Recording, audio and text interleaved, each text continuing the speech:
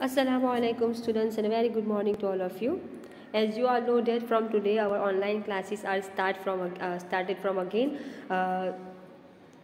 again. So you all know that I have already completed our 17th chapter, and today I am going to discuss our 18th chapter with you. So let's start our chapter. Our 18th chapter is wildlife. Wildlife means कि forest और जंगल में जो life यानी कि जो animals रहते हैं उसके बारे में हमें यहाँ पे इंफॉर्मेशन देखनी है.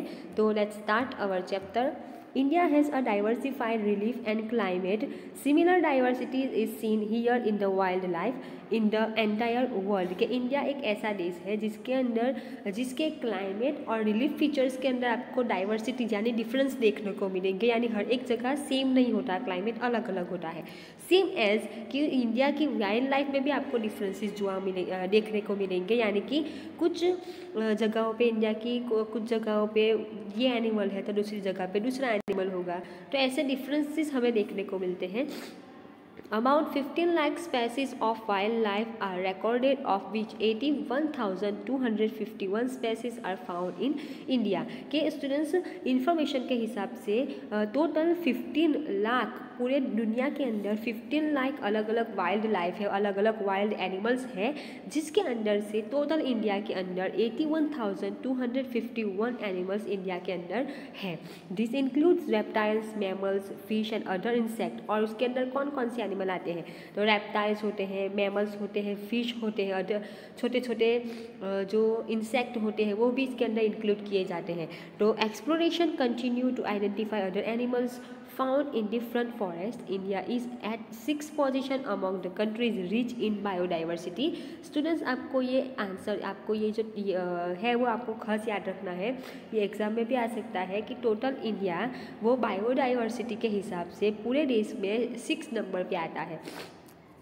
India has less forest cover compared to that its wildlife diversity is noticeable. कि इंडिया के अंदर अगर आप देखें तो फॉरेस्ट जो है वो बहुत ही कम है, इतने ज़्यादा नहीं है.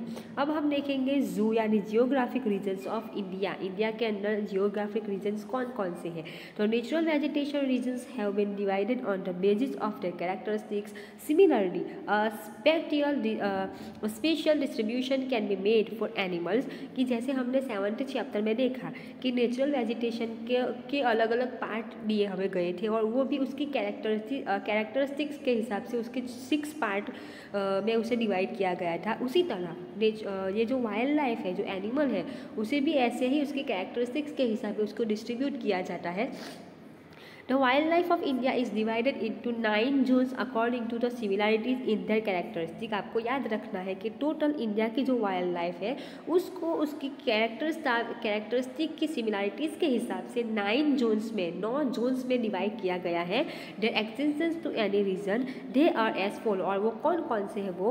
तो फर्स्ट है हिमालयाज, सेकंड है Ladakh and dry cold area, third है forest cover in lower Himalayas, fourth है highlands without forest cover in upper Himalayas, fifth है नॉर्थर्न प्लेन, सिक्स है डेजर्ट ऑफ राजस्थान, सेवन्थ है पेनिनसुलर प्लेटो एंड 8 है sea coast and Nilgiri hills. तो ऐसे 9 Jones में wild life को डिवाइड किया गया है और ये सभी हम देखेंगे. Biodiversity is studied according to this zoo यानी कि जियोग्राफिकल रीजन.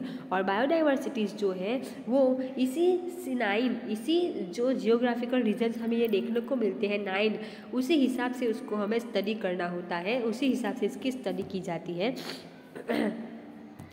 तो अब हम देखेंगे तो diversified wild life of India. India के अंदर कौन कौन से एनिमल्स कहाँ कहाँ पे देखने को मिलते हैं वो आपको यहाँ पे इस इन्फॉर्मेशन यहाँ पे दी गई है और वो आपको खास याद रखना है क्योंकि ये 1 मार्क में भी आ सकता है, मैच द कॉलम में भी आ सकता है या फिर MCQ में भी आ सकता है.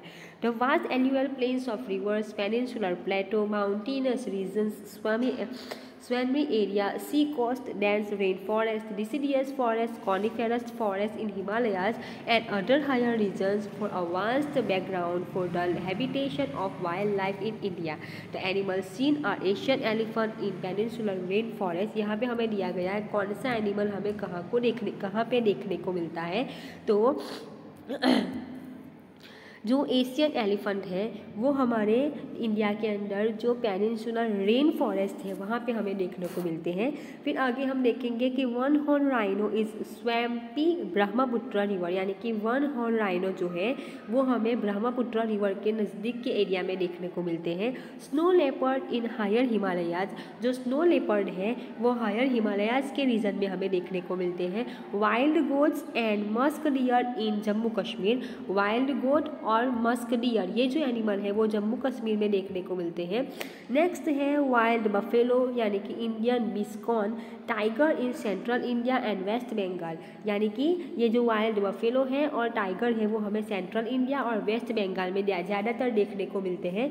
गुडखर in little Rann of Kutch, यानी कि हमारा जो कच्छ का रन है छोटा रन उसके अंदर गुडखर देखने को मिलता है, यानी कि wild ass. And flamingo in water locked greater Rann, और जो फ्लैमिंगो बर्ड है वो पानी वाली जगहों में ग्रेटर रन में देखने को मिलते हैं। Presence of great India bustard is the grassland area in noted again in the water locked area migratory birds from cold regions come down in great number. अब यहाँ पे हमने एनिमल्स देखे स्टूडेंट्स, अब यहाँ पे हमें बर्ड के बारे में इंफॉर्मेशन दी है कि अगर आप माइग्रेटरी बर्ड देखो तो हमें इंडिया में माइग्रेटरी बर्ड ज़्यादातर कहाँ देखने को मिलेंगे, जहाँ पे पानी वाला जो एरिया है वहाँ पे हमें देखने को मिलेंगे।